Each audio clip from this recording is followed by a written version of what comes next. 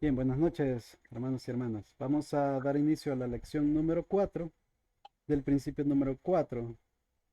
Realmente es una continuación de las clases anteriores sobre la persona del Señor Jesús, Jesucristo. Entonces vamos a irnos a la diapositiva número 22, que es en donde nos quedamos. Eh, permítanme. Bueno, nos quedamos realmente en este slide que dice Jesús es nuestro representante y sustituto. Ya hemos leído esta parte.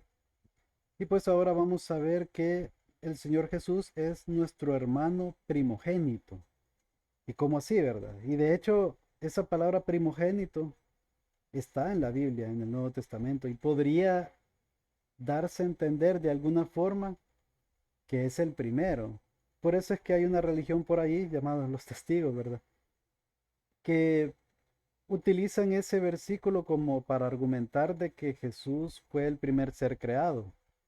No lo miran como Dios como tal, sino que tienen otro tipo de doctrina, pero en la palabra cuando se habla de que el Señor Jesús es el primogénito, no es porque sea el primero, el creado, sino por el significado que tiene ser el hijo primogénito. Porque en otra parte de las escrituras se nota, se argumenta que Él es el unigénito del Padre.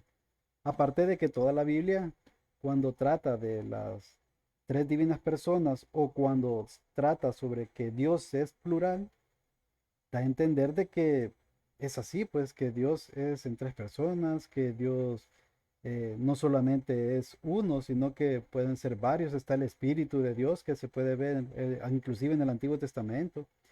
Y ese Mesías, ese Cristo que había de venir, que iba a sufrir, ese siervo sufriente, da a entender la escritura que era Dios, que es Dios. De hecho, Emmanuel eso significa, ¿verdad? Dios con nosotros. Entonces, al hablar de esa profecía en el Antiguo Testamento, pues que iba a ser Emmanuel, da a entender eso, pues, que precisamente Dios iba a encarnarse, como en la segunda, o sea, la segunda persona de la Trinidad, pues, vino y se encarnó para ser uno como nosotros.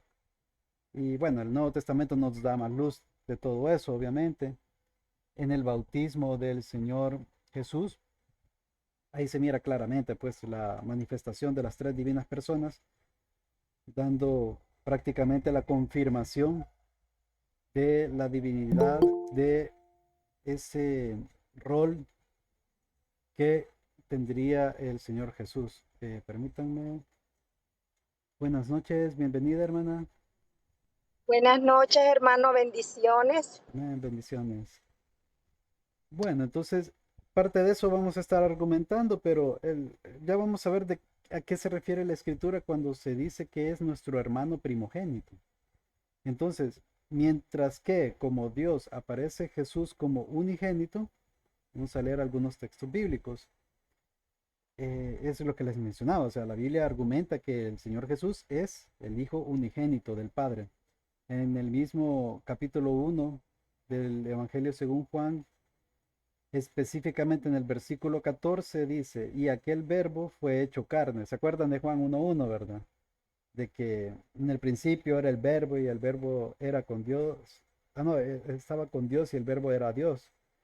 Entonces, ese verbo al que se hace referencia en ese capítulo, en ese primer versículo, es el mismo verbo que se hace referencia en el versículo 14.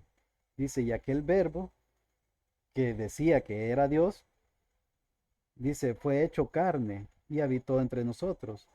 Efectivamente, el Señor Jesús, segunda persona de la Trinidad, vino, se hizo carne, o sea, se encarnó.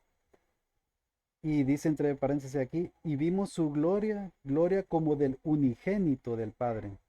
Ahí está la palabra unigénito, dando a entender que es único. ¿Por qué? Porque es la misma naturaleza, la misma esencia de Dios. Entonces, ahí está bastante claro. Continúa diciendo lleno de gracia y de verdad. Entonces ahí como que se habla bastante claro de esa parte. Buenas noches, bienvenida hermana Rebeca. Buenas noches, gracias. Ok. Entonces ahí en ese versículo, pues ahí nos muestra claramente que el Señor Jesús es el unigénito del Padre. En ese mismo capítulo, el versículo 18 dice, a Dios nadie le vio jamás, porque Dios es espíritu y pues por eso es que nadie lo ha visto jamás. A Dios Padre, pues no lo han visto. Ahí dice, continúa el texto que dice, el unigénito Hijo que está en el seno del Padre, Él le ha dado a conocer. O sea que por eso es que le dijo el Señor Jesús me parece que a Felipe o a Tomás, no me recuerdo bien, que le dijo, tanto he estado con ustedes y no me has reconocido. Felipe, creo que fue que le preguntó, muéstranos al Padre nos basta. Entonces, efectivamente, el Hijo, el Señor Jesús, es quien lo ha dado a conocer al Padre. Permítanme. Buenas noches, bienvenida hermana Jessica. Hola, buenas noches, gracias. Gracias, gracias.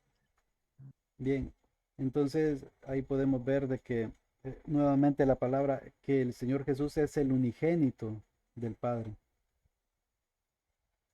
Continuando el capítulo 3 versículo 16, muy conocido, porque de tal manera amó Dios al mundo que ha dado a su Hijo unigénito, nuevamente esa palabra, dando a entender que es único, para que todo aquel que en él cree no se pierda, mas tenga vida eterna. Entonces sí, el Señor Jesús es único. ¿Por qué? Porque es Dios, así como el Espíritu Santo es único, así como Dios Padre es único. Únicamente tres personas de la Trinidad y nada más. Todos los demás somos creación de Dios. Primera de Juan capítulo 9, perdón, quiero ver, capítulo 4, versículo 9, creo que no lo puse. Ah, no, es que hacía falta uno, ¿verdad? Que era Evangelio según Juan capítulo 3, versículo 18, dice, el que en él cree, o sea, el Señor Jesús, no es condenado, pero el que no cree ya ha sido condenado, porque no ha creído en el nombre del unigénito Hijo de Dios. Nuevamente, en este Evangelio de Juan es prácticamente uno de los evangelios en donde más habla sobre la divinidad de nuestro Señor Jesús. Es uno de los que más habla de esa Trinidad. Y pues ahí, aquí nos está dando a entender eso, ¿verdad? Que el Señor Jesús es el unigénito del Padre.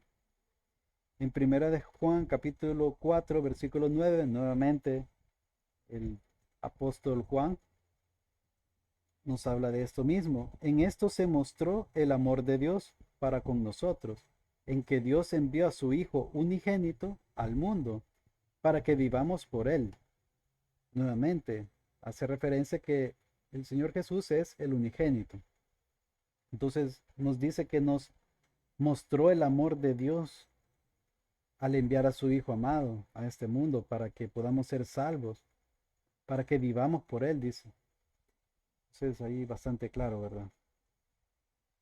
En cuanto a hombre, aparece como primogénito también. Vamos a leer en Romanos capítulo 8, versículo 29.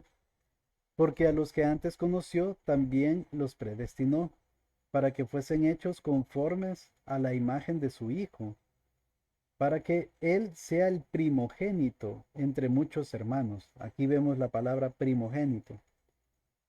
Mm, por eso es que decía el material de avance que en cuanto a hombre, porque en cuanto a su naturaleza divina, el Señor Jesús no es el primogénito, Él siempre ha estado con el Padre, es eterno. Entonces, pero en cuanto a hombre, sí, Él cuando vino aquí a la tierra se encarnó y ahí sí, ¿verdad? Es el primogénito de, ¿cómo se llama? Eh, de los hijos de Dios, pues en carne. ¿Por qué? Porque Él fue el primero de la resurrección. ¿Por qué? Porque es obviamente el unigénito del Padre, pero que vino y se encarnó, ¿verdad? Él no tuvo ningún pecado. Entonces, Él es el primero de muchos hermanos. O sea que al fin y al cabo, pues la salvación la hizo posible el Señor Jesús y nadie ha sido salvo sin tener la fe puesta en Dios. Y ahora que tenemos la revelación completa, sabemos que es el Señor Jesucristo. Todo apuntaba hacia ese momento en la historia en donde Él iba a venir a encarnarse para poder posibilitar esa salvación a todos los que han tenido la fe puesta en Dios. Y eso pues nos hace a nosotros hermanos, entre nosotros, hermanos y hermanos con el Señor Jesucristo. Obviamente, Él es Dios, ¿verdad? Nosotros somos hijos de Dios por adopción, pero por ende también somos hermanos del Señor Jesucristo. Y como es el primogénito, acordémonos de la figura del primogénito en el Antiguo Testamento. Tenía una gran importancia. Era el que tenía el doble de bendición, por así decirlo, el doble de la herencia. Independientemente de la situación, por ejemplo, había un caso ahí en el Antiguo Testamento en donde se decía que si un hombre se casa con una mujer y tiene un hijo, ¿verdad? Varón, el primogénito. Y después algo pasa, ya sea que em, se muera la mujer o que pasa algo, que le es infiel, digamos, se divorcia, y él se casa con otra mujer y tiene hijos, cuando era de repartir la herencia, por así decirlo, quien tenía la primogenitura iba a tener el doble porción de la herencia, y eso era ley antigua, ¿verdad? Hoy no es así, ¿verdad? Hoy generalmente son partes iguales, se miran todos los hijos como igual, pero igual en el Antiguo Testamento la ley no era así, ¿verdad? El primogénito tenía una doble porción de la herencia, era como, bueno, tenía una preeminencia, una autoridad superior. ¿Por qué? Porque eso iba a apuntar a este preciso momento en que el Señor Jesús es el primogénito y nosotros somos pues hijos también, pero no somos el primero. Entonces Él tiene la preeminencia, Él tiene la autoridad como primogénito, Él tiene el doble porción de la herencia. Eso es más o menos el argumento en lo que se refiere a por qué se usa la palabra primogénito. Entonces, bueno, aquí en Romanos se hace mención de eso. En Hebreos capítulo 2, versículo 11, nos dice la palabra. Porque el que santifica y los que son santificados de uno son todos, por lo cual no se avergüenza de llamarlos hermanos. Aquí hace referencia a eso mismo, ¿verdad? Que el Señor Jesús es como uno de nosotros en el sentido de que tiene esa naturaleza humana, la mantiene, y tiene la naturaleza divina, obviamente, como Dios. Pero la diferencia es que tiene un cuerpo glorificado, ¿verdad?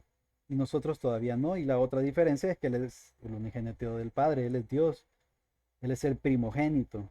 Entonces, pues como Él pasó por esa etapa de ser humano, de carne y hueso, igual que nosotros, bueno, con un cuerpo así, de este terrenal, ¿verdad? No un cuerpo glorificado, como Él tuvo su cuerpo terrenal y pues Él pasó la prueba, pues Él vivió una vida sin pecado, y por ende, pues eh, somos nosotros santificados en Él.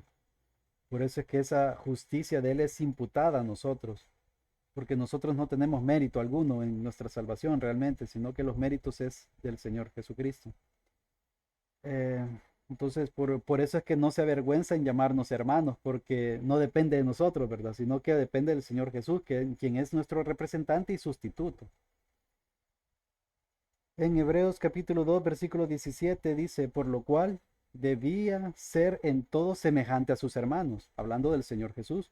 Por eso es que se encarnó como uno de nosotros, nació como un bebé, fue creciendo como un niño, como un adolescente, llegando a ser un hombre. Y pues ya vimos en la lección anterior de que él tuvo toda la manifestación de un hombre común y corriente, de tener sed, de estar cansado, de tener hambre, etcétera, etcétera, ¿verdad? Obviamente con esa doble naturaleza, no solamente la humana. Entonces dice, por lo cual debía ser en todo semejante a sus hermanos, para venir a ser misericordioso y fiel sumo sacerdote, en lo que a Dios se refiere, para expiar los pecados del pueblo. Es la figura del sumo sacerdote. El sumo sacerdote, por ejemplo, en el día de la expiación, en el séptimo mes del día 10, Él hacía un sacrificio de un cabrito por sus pecados primero y luego el otro cabrito por... no, el primero creo que era un becerro, no, no recuerdo bien. El otro era un cabrito. Con esa sangre llegaba al lugar santísimo, era la única ocasión en el año que te podía entrar el sumo sacerdote a hacer esa expiación con esa sangre en el arca de la alianza. Entonces pedía por sus pecados y después pedía por los pecados del pueblo. Y todos los pecados, en teoría, pues eran como borrados. Obviamente el ser humano pues sigue pecando, ¿verdad? Con la mente, no hay quizás un segundo que no pequemos porque en teoría pues tendríamos que amar a Dios con toda nuestra alma, con toda nuestra mente, con todas nuestras fuerzas, con todo nuestro corazón. ¿Y será que lo cumplimos eso a cada segundo? Pues ahí cada uno dirá, ¿verdad? Si muchas veces ni siquiera no tenemos presente en la mente que Dios está con nosotros, que la presencia de Dios está en todas partes. Entonces, o sea, pues sí, definitivamente la salvación es por gracia, ¿verdad? Pero en este caso lo que da a entender es de que esa figura del sumo sacerdote como intermediario entre el pueblo y Dios es la misma figura del Señor Jesucristo, solo que en su manera real, en su manera definitiva, de que tenía un significado ese sumo sacerdote. Por eso es que tenía que ser semejante a nosotros, por eso es que el Señor Jesús tenía que venir a encarnarse, porque Él tenía que interceder entre nosotros y Dios. Y efectivamente así fue, pues, am, para expiar los pecados del pueblo. Entonces tenía que ser como uno de nosotros, para tener misericordia de nosotros también, porque Él fue tentado también. Tal vez no en la misma medida que nosotros, porque nosotros tenemos una naturaleza pecaminosa. Es mucho más fácil que nosotros caigamos ante las tentaciones. Pero el Señor Jesús fue tentado también. Él ayunó 40 días y 40 noches. Satanás le ofreció, bueno, le dijo que convirtiera las piedras en pan. Y pues después de haber ayunado un montón, pues creo que es algo biológico, fisiológico, de que uno va a tener hambre y que va a tener mucho deseo de comer. Y tenía el poder para convertir las piedras en pan, pues. Pues, y bueno, y ustedes conocen el resto de la historia, pero el punto ahí es de que efectivamente, en cuanto a hombre, él es el primogénito, y tenía que ser un ser humano como nosotros para poder intermediar por nosotros. En Colosenses capítulo 1, versículo 15, ahí se muestra una frase que dice el primogénito de toda creación. Significa que Él es el heredero del universo, con quien somos coherederos. Ahora, esta es la parte en donde yo les digo que hay que tener cuidado, ¿verdad? En su interpretación. Vamos a leerlo para verlo bien. Dice Colosenses capítulo 1, versículo 15, Él es la imagen del Dios invisible, el primogénito de toda creación. Entonces alguno podría decir, ¿verdad? Es el primogénito de toda la creación, es el primer ser creado. Pero no, no se refiere a eso, ¿verdad? Sino más bien en lo que hace referencia el manual de avance y por el significado que tiene la primogenitura. Que primero que el Señor Jesús cuando vino y se encarnó, Él nos ha dado a conocer al Padre. Y tenía que ser así porque tenía que ser semejante a nosotros para que Él pagara el precio por nuestros pecados. Y al ser Él el que viniera a encarnarse como hombre y ser salvo, bueno, o sea, salvarnos a nosotros por medio de su muerte, de su sacrificio y ser resucitado por el Padre para ser el primero de la resurrección, eso lo hace el primogénito de toda la creación, como Jesús, como Jesucristo, pues, ese es el punto. Entonces Él es el heredero del universo. Y nosotros somos entonces coherederos juntamente con Él. ¿Por qué? Porque nosotros somos hermanos, somos hijos por adopción. eh, y bueno, y por eso es que nosotros también somos coherederos. Dice en Romanos capítulo 8, versículo 17, y si hijos también herederos, herederos de Dios y coherederos con Cristo, si es que padecemos juntamente con Él para que juntamente con Él seamos glorificados, o sea que muramos y recibamos ese cuerpo glorificado. Entonces, nosotros ya somos coherederos con Jesús, pero a su debido tiempo, ¿verdad? Necesitamos despojarnos de este cuerpo, obviamente en su momento, ¿verdad? De acuerdo al propósito y la voluntad de Dios. Y vamos a recibir ese cuerpo glorificado en su venida, ¿verdad? Entonces vamos a ser semejante a Él y seremos pues coherederos con Cristo. Tenemos esa promesa, pues. Bien, quiero ver. Como siendo hijo único del Padre, a Él, el Señor Jesús, le viene toda la herencia. Somos copartícipes con Él de una herencia infinita e indivisa. Ahora alguien se puede preguntar, ¿verdad? Pero y que Él es Dios, o sea, Él es por quien se hizo el universo, dice en la palabra, ¿verdad? Entonces, por ende, Él es dueño de todo y es correcto. Como segunda persona de la Trinidad es correcto eso. Ahora, como Jesucristo, o sea, cuando vino y se encarnó y teniendo esta doble naturaleza, pues sigue siendo Dios, sí, el dueño de todo, pero también vino a ser el primogénito de todos los hijos de Dios, de todos nosotros, pues, por ser el primero de la resurrección, por ser el Dios encarnado. Entonces, por eso nosotros somos copartícipes de esa herencia también. Él ha sido constituido centro de gravitación de todo el universo. Vamos a leer estos pasajes en Efesios capítulo 1, versículo 10. De reunir todas las cosas en Cristo, en la dispensación del cumplimiento de los tiempos, así las que están en los cielos como las que están en la tierra. ¿Cómo así, verdad? O sea que en Cristo Jesús, o sea, segunda persona de la Trinidad, encarnado con su cuerpo ahora glorificado, ha permitido la unión entre el cielo y la tierra. ¿Por qué? Porque el reino va a ser, bueno, están las dos teorías, pero si va a ser en esta tierra transformada, renovada, o si va a ser un cielo nuevo, una tierra nueva, totalmente nueva, o sea, como que el universo iba a ser destruido y se va a crear uno nuevo. Yo me inclino más por una renovación, una transformación, eso sí, radical, ¿verdad? En varias partes de la escritura se habla que con fuego va a ser esa transformación. No sé, tal vez algo cósmico va a pasar en este universo y todo va a cambiar y todo va a ser perfecto. La tierra va a ser como fue en el Edén, por ejemplo. Pero bueno, independientemente de cómo sea, el punto es de que en esa dispensación del cumplimiento de los tiempos es que el Señor Jesús va a reinar en esta tierra.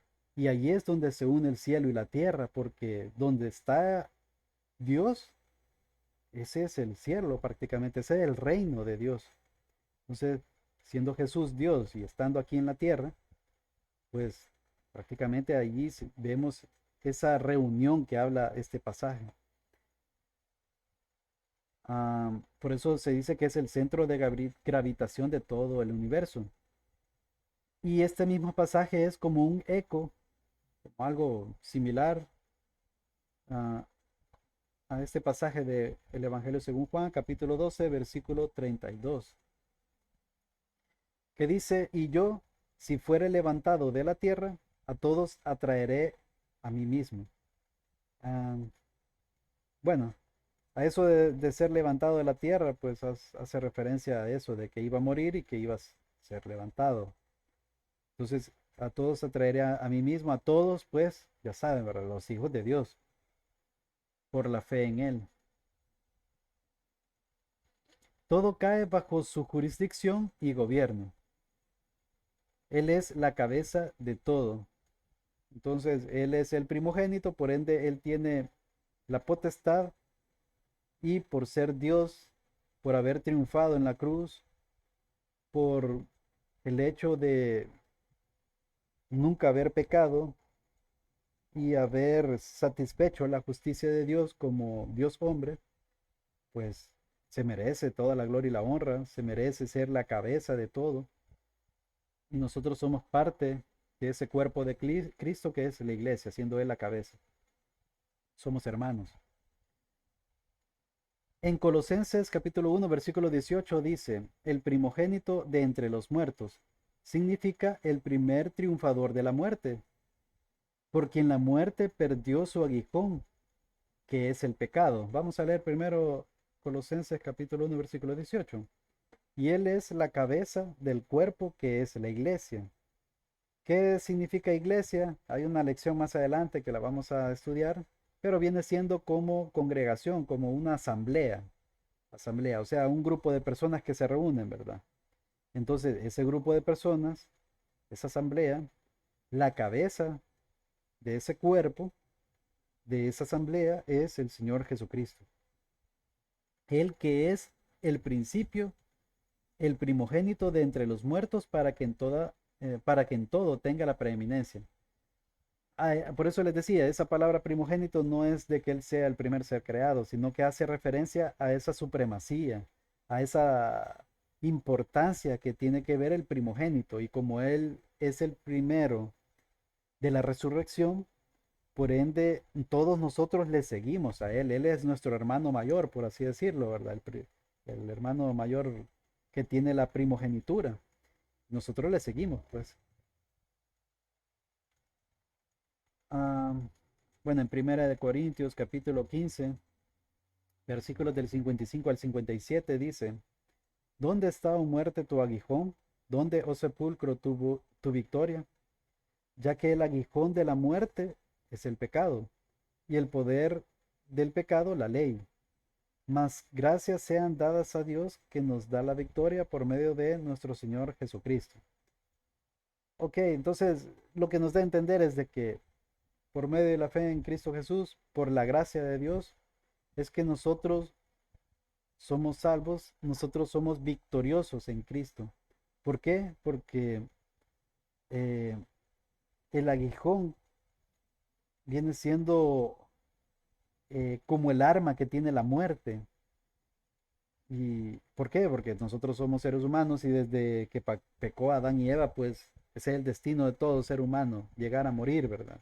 Es algo que ha estado sucediendo desde entonces y seguirá pasando hasta que suceda la resurrección de todos, hasta que Cristo venga. Entonces, en esa resurrección, todos vamos a ser transformados, ahí pues ya no va a tener sentido la muerte. Entonces, por eso ahí está la pregunta, ¿dónde está, oh muerte, tu aguijón? ¿O dónde, oh sepulcro, tu victoria? O sea, ya prácticamente la muerte ya va a ser algo del pasado. Todos vamos a tener un cuerpo glorificado, ya que el aguijón de la muerte es el pecado. Ya no vamos a tener relación con el pecado, ya no vamos a tener esa naturaleza pecaminosa. Y el poder del pecado, la ley. O sea, la ley es lo que nos indica a nosotros de que estamos fallando. Y no es que la ley sea mala, como dijo el apóstol Pablo, ¿verdad? La ley es santa y pura. El problema es de que la ley nos demuestra que nosotros somos pecadores y que no la podemos cumplir. Y por ende necesitamos un Salvador. En este caso, el Señor Jesucristo. Por gracia somos salvos. Bueno, versículo 57. Más gracias sean dadas a Dios que nos da la victoria por medio de nuestro Señor Jesucristo. Amén. Entonces, por quien la muerte perdió su aguijón, que es el pecado, decía el texto. Bueno, a ver, corazón 7:32, estamos bien. Jesús es nuestra cabeza, como lo vimos en el texto pasado, ¿verdad? La palabra cabeza se aplica a Jesucristo en dos sentidos. En uno de los sentidos es autoridad, que Cristo es la cabeza de todo varón, o sea, todo ser humano, ¿verdad? Que todo hijo de Dios. Am, Permítanme, creo que aquí me hizo falta algo. Bueno, vamos a leer 1 Corintios versículo 11, perdón, 1 Corintios capítulo 11, versículo 3. Pero quiero que sepáis que Cristo es la cabeza de todo varón. Y el varón es la cabeza de la mujer. Ah, pues sí, sí, sí, hablaba del varón, literalmente varón. Vaya, nuevamente, ¿verdad? Perdón, ahí me había equivocado anteriormente. Pero quiero que sepáis que Cristo es la cabeza de todo varón. Y el varón es la cabeza de la mujer. Y Dios la cabeza de Cristo. Bien, aquí el contexto obviamente habla sobre el tema de someterse unos con otros, unos a otros. O sea, y ese sometimiento no significa que todos somos iguales, sino que efectivamente todos somos iguales para Dios y tenemos misma dignidad, tenemos mismos derechos, eh, etcétera, ¿verdad? Ahí no hay donde hallarle helado, ¿verdad? Pero el hecho es de que hay roles específicos. Entonces ahí es donde no hay igualdad, porque efectivamente Dios es la cabeza de Cristo, dice la palabra, y no es de que Cristo sea menor o menos que Dios Padre, ni el Espíritu Santo es menor que Dios Padre, ni menor que Dios Hijo, sino que hay roles. Entonces la dignidad de las tres divinas personas es el mismo, ¿qué? La divinidad, los atributos y perfecciones de Dios es igual. Entonces, por eso es que no lo veamos como una jerarquía, sino más bien funciones, roles específicos, en donde el Señor Jesús se somete voluntariamente al Padre, no porque sea menos, sino porque ese fue el plan de salvación y ese fue el designio de Dios, ese fue el rol que le caracterizó cuando vino a encarnarse aquí en la tierra. Entonces, ahí hace un símil, ¿verdad? Que así como el Señor Jesús se sometió a la cabeza que es su Padre, así también hay ese tipo de roles entre un hombre y una mujer, en un matrimonio, pues, básicamente, en donde el hombre es la cabeza. Entonces, en ese caso, pues la mujer se debe sujetar al hombre. Pues ese no es el tema ahorita. Yo sé que podría entrar en controversia con ese tema, pero eso es lo que enseña la palabra, ¿verdad? Entonces, así como Cristo se somete al Padre, que es la cabeza, entonces la mujer en este caso se somete al varón, que es la cabeza. Eso es lo que está enseñando esta parte. Y pues el punto aquí es de que el Señor Jesús es la cabeza, es la autoridad de su iglesia. Ah, y en este caso, pues obviamente la cabeza del varón, que representa a una familia. Es el representante de una familia. Por ejemplo, cuando Adán y Eva pecaron, ¿verdad? Eh, cuando, bueno, Dios ya sabía lo que había pasado, ya sabía todo, ¿verdad? Pero igual, o sea, cuando buscó a Adán y Eva, ¿a quién, a quién le habló? O sea, ¿quién rindió, quién tenía que rendir cuentas de esa situación? Pues Dios buscó a Adán. Y Adán fue el que puso la cara, porque así es, él tenía que ser, que tenía que dar la cara. Pero bueno, en sentido de principio de vida es el otro sentido por lo cual se usa la palabra cabeza. Es decir, en unidad y movimiento, en que Jesucristo es cabeza de su iglesia, y así como lo hemos leído en otras partes, aquí vamos a leer algunos textos. Efesios capítulo 1, versículos del 22 al 23. Y sometió todas las cosas bajo sus pies, y lo dio por cabeza sobre todas las cosas a la iglesia, la cual es su cuerpo, la plenitud de aquel que todo lo llena en todo. Nuevamente ahí se puede ver que el Señor Jesús es la cabeza y todas las cosas están sometidas bajo sus pies. O sea, Él tiene la autoridad, la supremacía sobre todo.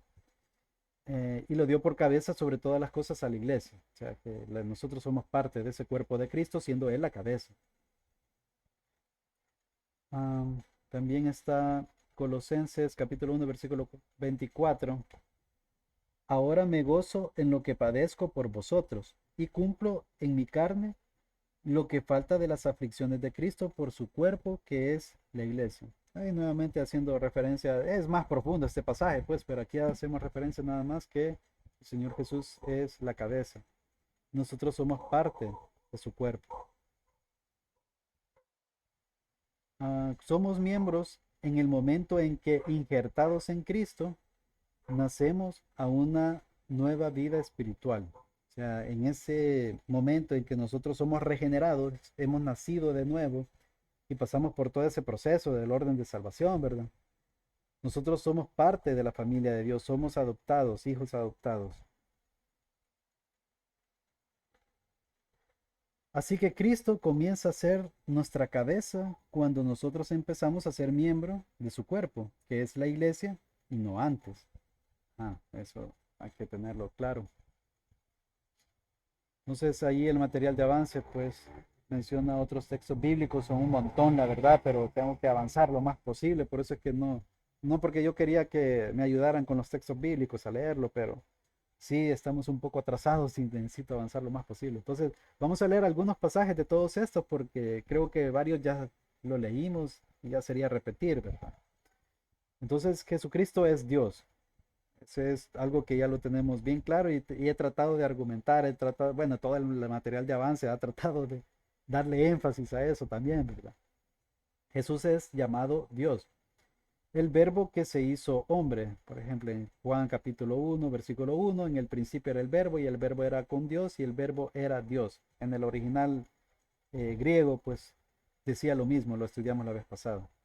Juan 1:14, creo que ya lo leímos también, aquel verbo fue hecho carne y habitó entre nosotros y vimos su gloria, gloria como unigénito del Padre, único, lleno de gracia y de verdad. Y Juan capítulo 1, versículo 18, a Dios nadie le vio jamás, el unigénito Hijo que está en el seno del Padre, Él le ha dado a conocer porque es Dios.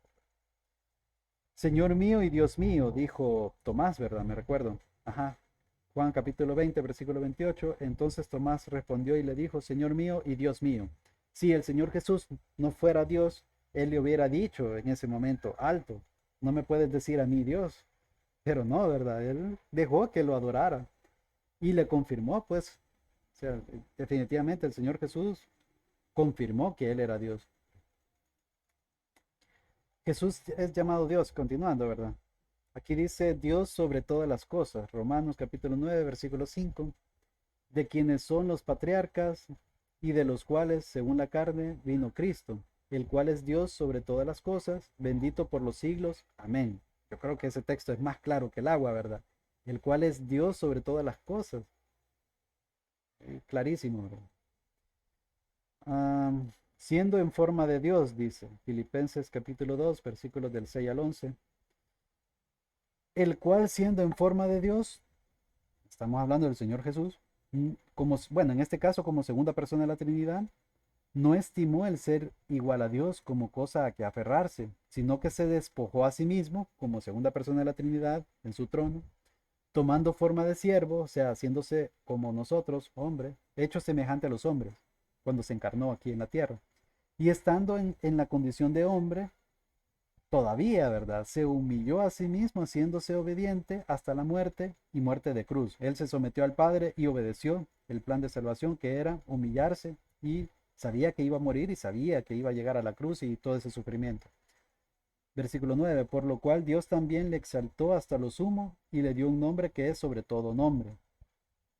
Entonces, por eso es el primogénito, tiene la primogenitura, la supremacía, tiene la doble herencia, todo, ¿verdad? La gloria y la honra es para él. Versículo 10, para que en el nombre de Jesús se doble toda rodilla, de los que están en los cielos y en la tierra y debajo de la tierra. Y toda lengua confiesa que Jesucristo es el Señor. Ese Señor, entiéndase como Dios, ¿verdad? Como dueño, como superior totalmente, con la mayor autoridad, para gloria de Dios Padre. Bueno, entonces siendo en forma de Dios, el Señor Jesús pues, se despojó, vino aquí a hacerse como uno de nosotros y aún así se humilló más todavía. Ah, manifestación gloriosa, dice. Vamos a ver Tito capítulo 2, versículo 13.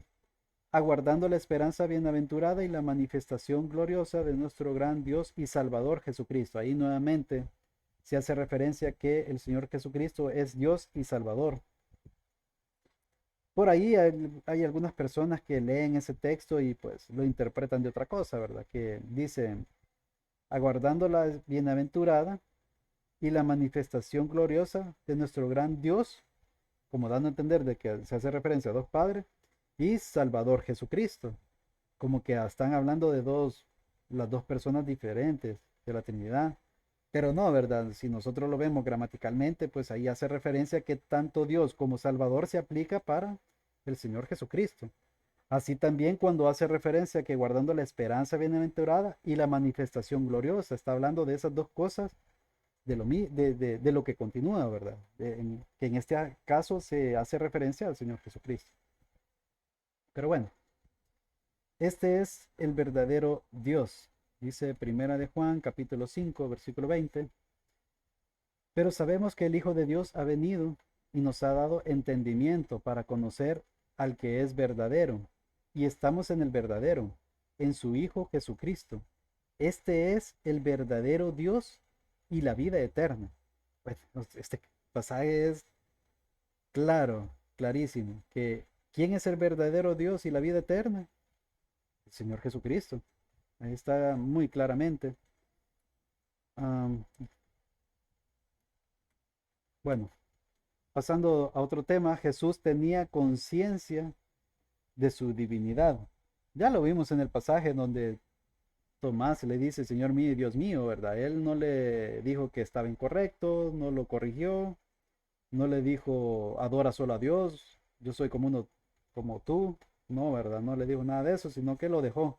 Y no es primera vez que había dejado que lo adoraran. En otras ocasiones en el Nuevo Testamento, él permitió que la gente lo adorara. Pero bueno, continuando, ¿verdad? El Señor Jesús hizo referencia o varias veces dijo, según las traducciones de Reina Valera, pero yo os digo, dice, esto comporta una rectificación autoritativa propia del gran enviado del Padre. O sea, ¿quién tiene esa potestad de decir, pero yo os digo, hablando de la palabra de Dios? Obviamente estamos hablando no de la palabra, sino de la interpretación que hizo el judío o los fariseos en esos tiempos de la palabra. Entonces ellos de alguna forma estaban tergiversando lo que decía la palabra. Y por ende el Señor Jesús rectificó con la autoridad que proviene del Padre, que obviamente pues, participó para crear esas leyes, pero él daba a entender el significado o la interpretación correcta de la palabra, de los mandamientos, de las leyes. Entonces por eso es que él decía con autoridad, pero yo os digo. Vamos a leer el Evangelio según Juan, capítulo 7, versículo 46. Los alguaciles respondieron, jamás hombre alguno ha hablado como este hombre. Habían mandado a esos alguaciles como para que lo prendieran, que lo encontraran diciendo algo con lo que pudieran culparlo ante las autoridades romanas, porque ellos no tenían tanta autoridad como para darle muerte a alguna persona, ¿verdad? Entonces querían atraparlo, engañarlo, bueno, no engañarlo, sino que, ajá, de alguna forma que cayera en una trampa para que pudiera ser encarcelado o algo, ¿verdad? El objetivo al fin y al cabo era matarlo, ¿verdad? Entonces, pero ellos reconocieron que y no veían forma de cómo poder hacer algo, pues. Y al oír su predicación, todo lo que enseñaba, decían, jamás hombre alguno ha hablado como este hombre. Tenía autoridad. Lo que hablaba era verdad, porque el Señor Jesús es la encarnación de la verdad. Mateo capítulo 5, versículo 22 dice, pero yo os digo que cualquiera que se enoje contra su hermano será culpable de juicio, y cualquiera que diga necio a su hermano será culpable ante el concilio, y cualquiera que le diga fatuo quedará expuesto al infierno de fuego. Mm, Ajá, o sea, aquí está dando una enseñanza el Señor Jesús, una enseñanza eh, que por cierto, esto creo que es nuevo, o sea, no recuerdo que hubiera una referencia de este proceso disciplinar en la iglesia. En este caso, pues, esto viene como autoridad, como Dios siendo Dios encarnado, pues aquí en la tierra, o sea, dio esta enseñanza. Y por cierto, las iglesias deberían de someter este proceso disciplinar a nosotros que somos miembros de la iglesia, ¿verdad? De esa iglesia local llamada Iglesia Bautista Miramonte. Eh, ah, bueno, que en este caso pues habla de, ajá, de cómo se interpreta esa parte de que si yo odio a mi hermano, si le digo una palabra que no está correcta, si yo tengo odio ante él, pues, am, pues somos culpables de juicio, dice. Entonces, por ende, pues no necesariamente uno para matar a alguien, pues para pecar, de matar de alguien, no es necesario que haga el acto de matar, ¿verdad? Sino que con solo el hecho de odiar a esa persona, decirle necio o peores palabras, ¿verdad? O guardar rencor o algo así, pues eso pues nos hace quedar mal, expuesto al infierno de fuego, dice. Obviamente, pues el nivel que puso el Señor Jesús como deberíamos de vivir fue alto, ¿verdad? Obviamente nosotros, bueno, como lo dijo él mismo, ¿verdad? Cuando le preguntaron los discípulos quién podía ser salvo, él le dijo, para el hombre es imposible, mas para Dios todo es posible. Y es correcto, ¿verdad? Porque nosotros por medio de la fe en Cristo Jesús es que somos salvos, no por nuestras obras, porque si no, pues fuera imposible. Pero bueno, el punto aquí es de que el Señor Jesús con autoridad, pues Él determina y nos da esta enseñanza, que efectivamente, pues no es necesario matar a alguien como para pecar de asesinato, ¿verdad? Sino que yo puedo matarlo de mi mente, o- y pues sí, y guardar ese tipo de rencor o odio que me separa de mi buena relación con Dios. Mateo capítulo 5 versículo 28 dice, pero yo os digo, aquí es la frase que dice el material de avance. El Señor Jesús está confirmando algo de cómo debe ser interpretado de la palabra, que cualquiera que mira a una mujer para codiciarla, ya adulteró con ella en su corazón. Parecido al tema de lo que dice el mandamiento de no matarás. Oh, entonces, pues sí, nosotros con la mente podemos matar a alguien con odio, ¿verdad? Guardando odio o algo así. Lo mismo pasa con el tema de codiciar, o de adulterar, perdón. Las consecuencias obviamente no son iguales, no son iguales, pero llega a ser un pecado de adulterio en ese sentido, el que mira a una mujer para codiciarla, o sea, tener un deseo ya más allá, que no solamente es con el tema de mirar, aunque sí tiene que ver, pero más que todo es ya maquinar cómo hacer para algo más, ¿verdad? Actuar, hacer algo en consecuencia de codiciar. Entonces ahí llegamos a adulterar en el corazón. Entonces el Señor Jesús da la interpretación correcta, da los principios, el espíritu de la ley, que en ese momento los fariseos, pues, y los judíos en general, pues no lo veían así, ¿verdad? Lo veían conforme a lo que los rabinos, conforme a su interpretación farisaica, tenían sobre las escrituras. Mateos capítulo 5 versículo 32 dice, pero yo os digo nuevamente, el que repudia a su mujer, a no ser por causa de fornicación, hace que ella adultere, y el que se casa con la repudiada, comete adulterio. Bien, este es nuevamente lo que el Señor Jesús está ratificando de cómo se tendría que interpretar la ley. En el Antiguo Testamento se enseñaba de que eh, si un hombre veía algo indecente, esa palabra indecente podría ser una traducción de inmoralidad sexual, lo único que en hebreo, pues sí, o sea, es una palabra un poco compleja, pero algo así decía, que si el hombre, el esposo veía algo indecente en la mujer, podía darle carta de divorcio. Creo que era Deuteronomio 24, si no me equivoco, pero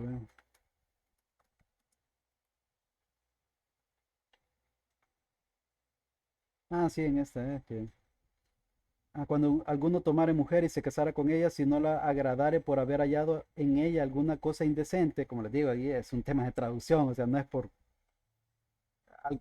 cualquier cosa. De hecho, le hicieron la pregunta al Señor Jesús de que si le estaba permitido al hombre divorciarse de su mujer por cualquier cosa, que esa era la interpretación que ellos estaban haciendo en ese tiempo. Y ahí él les dijo, ¿verdad?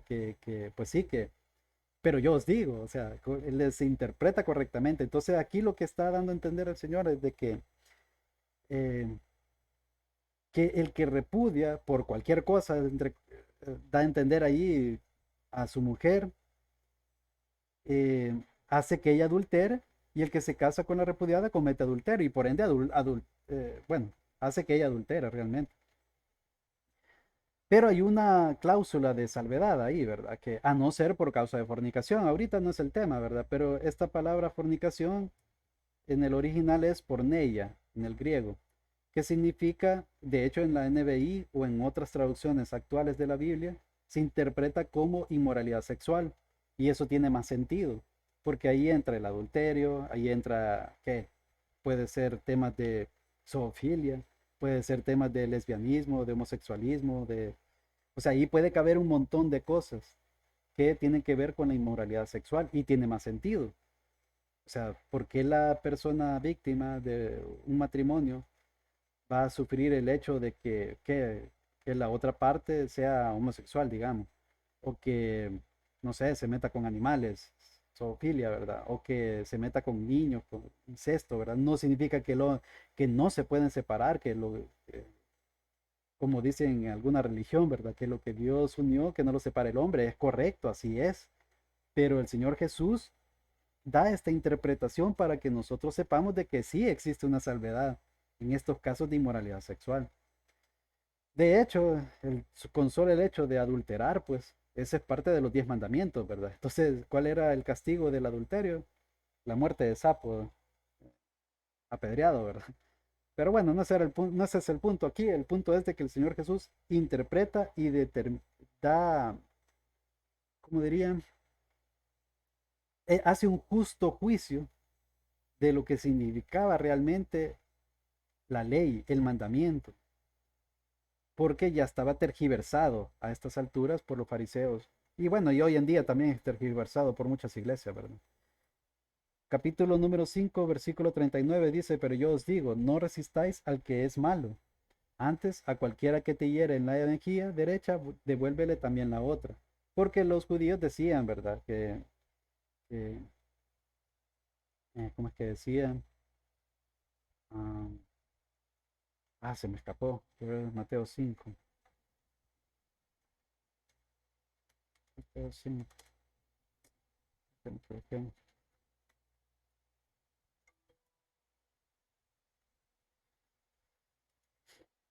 44. Aquí está. Oíste que fue dicho, amarás a tu prójimo y aborrecerás a tu enemigo. Ojo con eso de aborrecerás a tu enemigo fue añadido por ellos. Entonces, pero él dice, ¿verdad? Pero yo os digo, amad a vuestros enemigos, bendecid a los que os maldicen, haced bien a los que os aborrecen y orad por los que os ultrajan y os persiguen. Entonces, eh, no era tan así como ellos lo creían, ¿verdad? Sino que el amor al prójimo, bueno, el amor al prójimo de ellos quizás lo entendían mejor, pero eso de aborrecer al enemigo no es así como ellos decían, ¿verdad? Sino que inclusive el enemigo viene siendo el prójimo.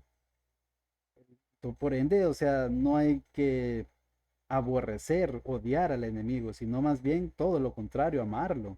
Y allí es donde se demuestra realmente el amor, porque es fácil amar a quienes nos aman, pero amar a nuestros enemigos, amar a quien nos hace mal, es mucho más difícil, ¿verdad? Definitivamente es un don de Dios. Entonces, bueno, esa es la interpretación. Mateo, quiero ver, ya vamos a terminar.